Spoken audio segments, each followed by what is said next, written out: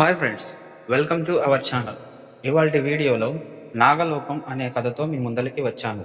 Video నచ్చినట్లయితే like చేసి subscribe చేయండి. ఇక లేట్ చేయకుండా కథలోకి వెళ్దాం.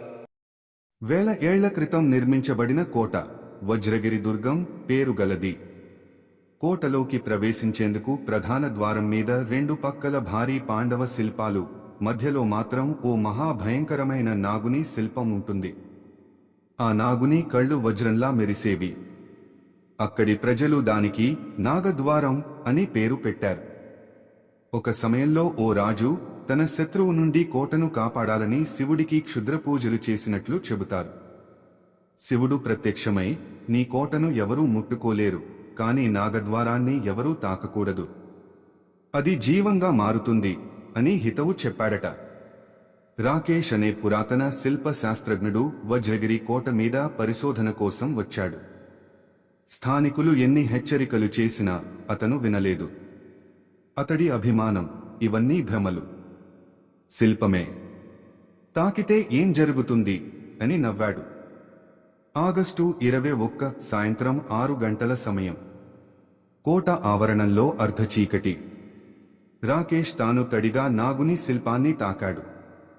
అయితే నాగుని శిల్పం కళ్ళు ఎర్రగా మెరుస్తూ, నెమ్మదిగా ఉష్ణంగా మారుతూ శిల్పం ఒళ్ళు కంపించసాగింది. పక్కన ఉండే గైడ్ వాపోయాడు. నాయనా, మన్నించు, ఇప్పుడు నీ శరీరంలోకి పాము శక్తి ప్రవేశించింది. ఆ రోజు రాత్రి నుంచి రాకేష్ చెవిలోపల ఓ శబ్దం వినిపించసాగింది. శత్రువులు దూరం చేయాలి, రక్తం కావాలి.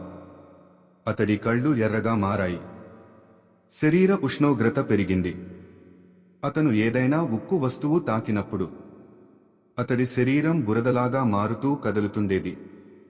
ఆ 2 రోజుల్లో అక్కడి 3 స్థానికులు అదృశ్యమయ్యారు. రాత్రిపూట ఎవరో పాములా నాకుతున్న శబ్దాలు వినిపించేవి.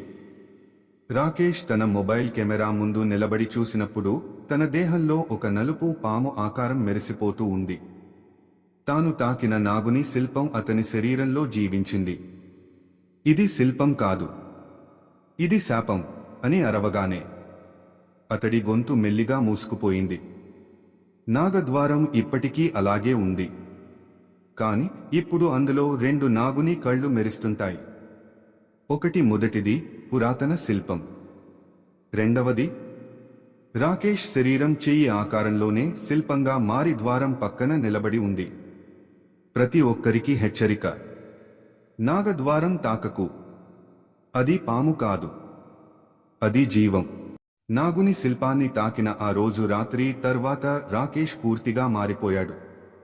అతడి వాకింగ్ స్టైల్ సరిగ్గా నత్తపాములా మారిపోయింది. అతడు మాట్లాడటం మానేశాడు. తన శరీరాన్ని రోజూ తడిగా ఉంచుకునేలా నీటిలో కూర్చుంటుండేవాడు. ఒకరోజు అతని దగ్గరికి వచ్చిన ఫారెస్టు అధికారిని మేఘన, ఈ ప్రాంతంలో మూతపడిన శక్తుల గురించి చాలా పూర్వ పాఠాలు ఉన్నాయి. మీరు పట్టించుకోకుండా తాకడం వల్ల ఆ శక్తి మీపైకి వచ్చింది అంది. రాకేష్ ముఖం మాత్రం అప్పుడు పెదవి తిప్పలేదు. కానీ అతడి కళ్లలో అజ్ఞాతమైన చలనం కనిపించింది. రాత్రిపూట అతను కనిపించడం లేదు. ఒకసారి మాత్రం నాగద్వారం పక్కన రక్తపు మచ్చలు కనిపించాయి. కోట గోడల లోపల రాత్రిపూట ఏదో నడుస్తోందనే గుసగుసలు వినిపించసాగాయి. కొందరు యువకులు ధైర్యంగా గోప్రో కెమెరాలు పెట్టి వెళ్లారు. ఆ వీడియోలో కనిపించింది కోట లోపల ఉన్న పాత రహస్య మార్గం. అక్కడ పక్కగా పాముల తోకలు లాంటి ఆకారాలు. చివరగా రాకేష్ మూర్ఛించిపోయిన స్థితిలో నిటారుగా నిలబడటం. అతని వెనక ఉన్న నాగుని శిల్పం ఊపిరి తీసుకుంటున్నట్టు ఆడుతూ ఉండటం. వీడియో ఆ చివరన ఆకస్మికంగా ఆగిపోయింది.